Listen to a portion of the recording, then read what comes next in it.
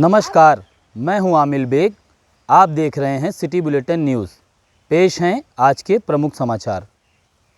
थाना कैंट क्षेत्र के अबूसराय के रहने वाले राहिल इसरत की हत्याकांड में आज उस समय नया मोड़ आ गया जब उसके परिजन आज एसएसपी से मिले और उन्होंने आरोप लगाया कि कैंट पुलिस पूरे मामले में दोषियों के खिलाफ कार्रवाई न करते हुए उन्हें बचाने का प्रयास कर रही है।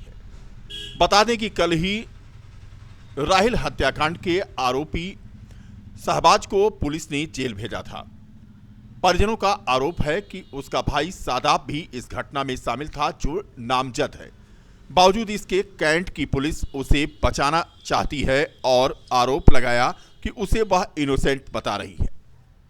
बता दें कि थाना कैंट के अबूसराय के रहने वाले असमत अली के 28 वर्षीय पुत्र राहिल इसरत की 27 नवंबर को गांव के ही रहने वाले युवक शहनवाज ने चाकू से गोदकर हत्या कर दी थी। इस मामले में 2 नामजद और 2 अज्ञात के खिलाफ पिता के द्वारा थाना कैंट में मुकदमा दर्ज कराया गया था। थाना कैंट की पुलिस ने आरोपी शहनवाज को गिरफ्तार करके जेल भेज दिया है। वहीं मृतक युवक के परिवार वाले पुलिस कार्रवाई से संतुष्ट नहीं हैं। उनका कहना है कि 2 नामजद और 2 अज्ञात के खिलाफ मुकदमा दर्ज कराया था, लेकिन आरोपी सिर्फ एक को बनाया गया है, बाकी को छोड़ दिया गया है। इस कार्रवाई से संतुष्ट न होने पर आज वो एसएसपी कार्यालय पहुंचे, जहां उनकी मुलाकात एसएसपी से न हुई। इस बीच में नया घाट पर चौकी पर एसएसपी ने आज उन्हें बुलाया और जब वो वहां पहुंचे तो उन्होंने अपनी आप बीती सुनाई। मैं आफ्ताब राहिल का मेरा भाई हूँ। इसकी शिकायत मैंने एसओ से की थी। एसओ को मैंने बताया कि क्या कहते हैं कि इसमें 2 नामजद अभियुक्त हैं और एक को जो है शहनवाज को जो है जेल भेज दिया गया और दूसरे को पुलिस सेफ करना चाहती है। उनका ये कहना है कि शादाब इनोसेंट हैं, जो कि मौके पे जो है घटना स्थल पे जो है ये दोनों भाई कत्ल करते हुए साथ देखे गए, जो एफआईआर में दर्ज है। और पुलिस का कहना ये है कि सीडीआर रिपोर्ट के अनुसार वो इनोसेंट है। जो जिस तरह से उसके ऊपर वार किया गया है, 28 से 24 वार किए गए हैं चाकू से, वो एक व्यक्ति के द्वारा किया ही नहीं जा सकता। इसमें शादाब भी सम्मिलित हैं और जो घटना स्थल पे उनको वारदात कत्ल करते हुए देखा गया है और भागते हुए देखा गया है। उसके बाद जो लोग डेड बॉडी उठाने आए थे, उससे पहले शादाब वहाँ पे घटना स्थल पे पहले से पहुँचे भी हुए थे। इस बात की तस्दीक होती है कि घटना स्थल पे शादाब ने कत्ल किया है और वो मुलजिम है, जिसको पुलिस पूर्णतः बचाना चाहती है। और बार बार ये पूछने पे बार बार उनको ये बताया जाता है कि क्या कहते हैं राहिल और क्या कहते हैं क्या शहनवाज साथ में गए थे और क्या कहते हैं इन लोगों ने प्लानिंग के तहत उसको मारा है धारदार हथियार से, मगर पुलिस इसको मानने को तैयार नहीं है, ना एसओजी मानने को तैयार है।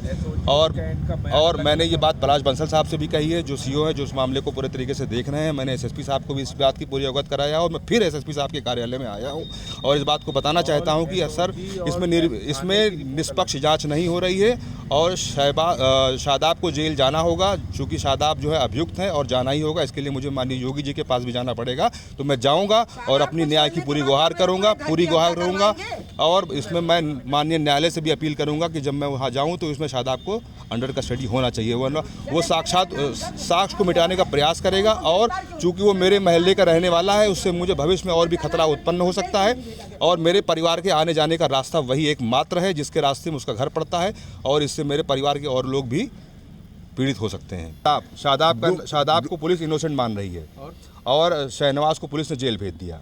ये दोनों सगे भाई हैं और शादाब को हम लोगों ने बार बार पूछा तो शादाब ने साक्ष्य छुपाने के लिए 4 से 5 तरीके के बार बार अलग अलग तरीके से झूठ बोले हैं उसने, जिससे साबित भी होता है कि वो इस घटना में पूरी तरीके से सम्मिलित है।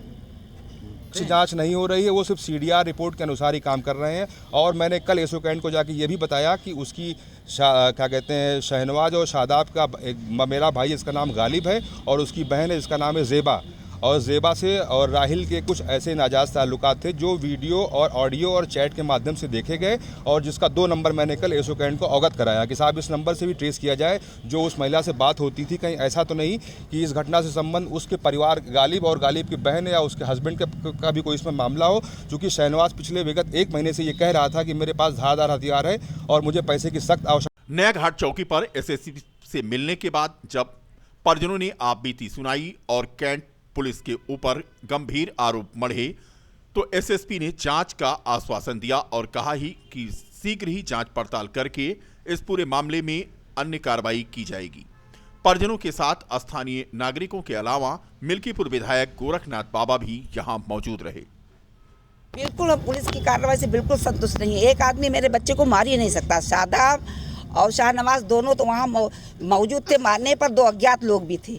बिल्कुल पुलिस जो है गलत कार्रवाई कर रही है। उन लोगों ने जो है बिल्कुल चाहे रिश्वत लिया हो जो भी ले, इससे हमारा मतलब नहीं है, लेकिन हमको जो है बिल्कुल संतुष्टि नहीं है। एक आदमी किसी एक बच्चे को मार सकता है, पहले आप ये बताइए। अगर वो अपनी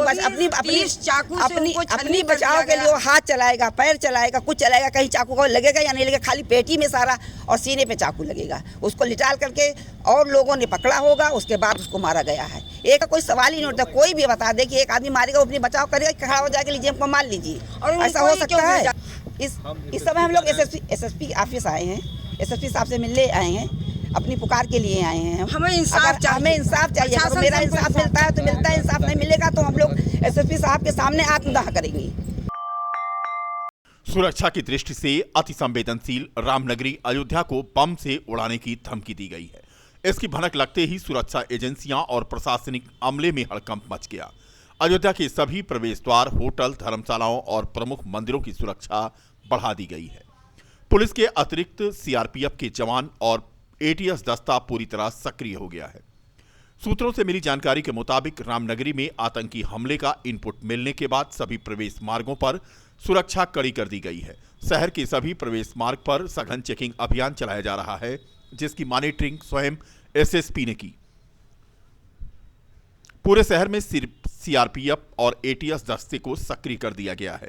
सीआरपीएफ के जवान रामनगरी के सभी प्रमुख मार्गों पर तैनात किए गए हैं। बता दें कि श्री राम जन्मभूमि पर राम मंदिर का निर्माण चल रहा है।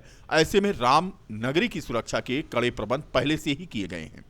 इस बीच शहर में आतंकी हमले का इनपुट मिलने के बाद प्रशासनिक अमले में पूरी तरह हड़कंप मच गया। वहीं सुरक्षा एजेंसियों ने अयोध्या को बम से उड़ाने की मिली धमकी के बाबत जांच शुरू कर दी है। अयोध्या में आतंकी हमले की धमकी देने वाला युवक गुजरात के अहमदाबाद का बताया जा रहा है। CO Ayodhya R K. चतुर्वेदी ने बताया कि अयोध्या पहले से ही सुरक्षा को लेकर संवेदनशील है। एसएसपी शैलेश पांडे ने आज कहा कि समय समय पर शहर में सघन चेकिंग अभियान पहले से ही चलाया जाता है। आतंकी हमले की धमकी को लेकर के उन्होंने कहा कि व्हाट्सएप और सोशल मीडिया पर इस तरह के इनपुट आते रहते हैं, जो आते हैं उस पर जांच की जाती है। देखिए, अयोध्या धार्मिक क्षेत्र की सुरक्षा व्यवस्था को दृष्टिगत रखते हुए हम लोग रेगुलर यहाँ पे चेकिंग कराते रहते हैं और इसी के तहत आज यहाँ पर विभिन्न टीमों के द्वारा धार्मिक क्षेत्र नगर निगम अयोध्या के जनौरा वार्ड में डोरिया मोहल्ले में उड़ान योजना के तहत कार्यक्रम का आयोजन किया गया। गरीबों को सरकार की योजनाओं का लाभ किस प्रकार से प्राप्त हो, उनको कैसे जागरूक किया जाए, इसी के तहत यह कार्यक्रम आयोजित किया गया।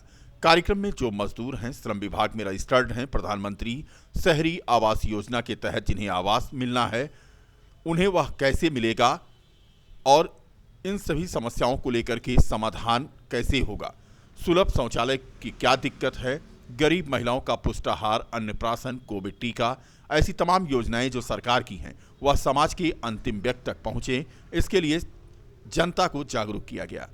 कार्यक्रम के मुख्य अतिथि महापौर ऋषिकेश उपाध्याय, विशिष्ट अतिथि नगर आयुक्त विशाल सिंह, पीओ डूडा यामिनी रंजन और नगर विकास अधिकारी राकेश कुमार सिंह, जनौरा वार्ड के पार्षद के अलावा आंगनबाड़ी कार्यकर्ती और बड़ी संख्या में लोग मौजूद रहे। आज सरकार की जो है एक योजना है, जो आपकी सरकार आपके द्वार, उस कार्यक्रम के तहत एक उड़ान कार्यक्रम बनाया गया है, जिसमें सरकार के विभिन्न विभागों की जो योजनाएं हैं जो लाभार्थियों तक सीधे पहुँचें, ऐसा 15 बस्तियों में एक कार्यक्रम आयोजित होगा।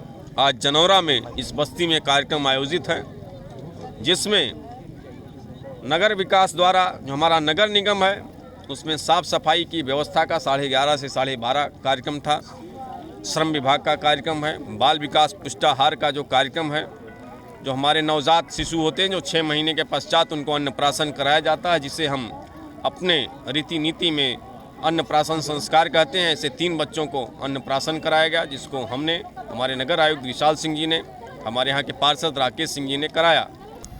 सरकार की जो महत्वाकांक्षी ये योजना चलाई गई है उड़ान में कई हमारे विभाग हैं जैसे कि यूनिसेफ हैं, ICDS है, नगर विकास है, डूडा है, श्रम विभाग है, इनके जितने भी मलिन बस्तियां चिन्हित किए गए हैं, जो अयोध्या में 15 मलिन बस्ती चिन्हित किए गए हैं, जिसमें समस्त जितने भी हमने योजनाएं का नाम लिया विभाग का, वो संबंधित योजनाओं का लाभ जो है अंतिम आदमी तक पहुंचाने के लिए ये कैंप लगाया गया है मलिन बस्तियों में।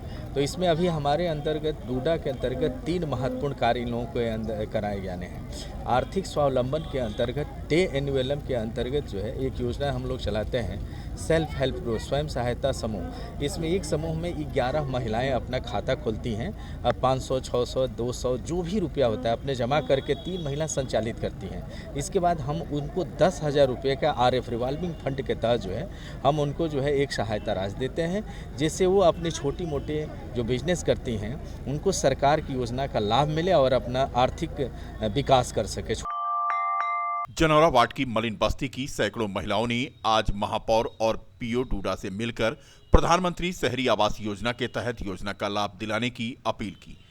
बता दें कि जनौरा वार्ड के बहलिया टोला में उड़ान योजना के कार्यक्रम में पहुंची PO डूडा यामिनी रंजन के पास मलिन बस्ती की सैकड़ों महिलाएं पहुंची और उन्हें प्रधानमंत्री शहरी आवास के तहत आवास दिलाने की मांग की।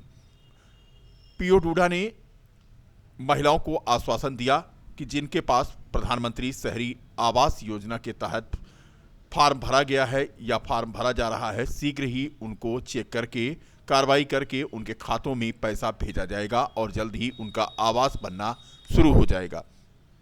उन्होंने कहा कि जल्द ही 10 से 15 स्वयं सहायता समूहों का गठन भी कर दिया जाएगा।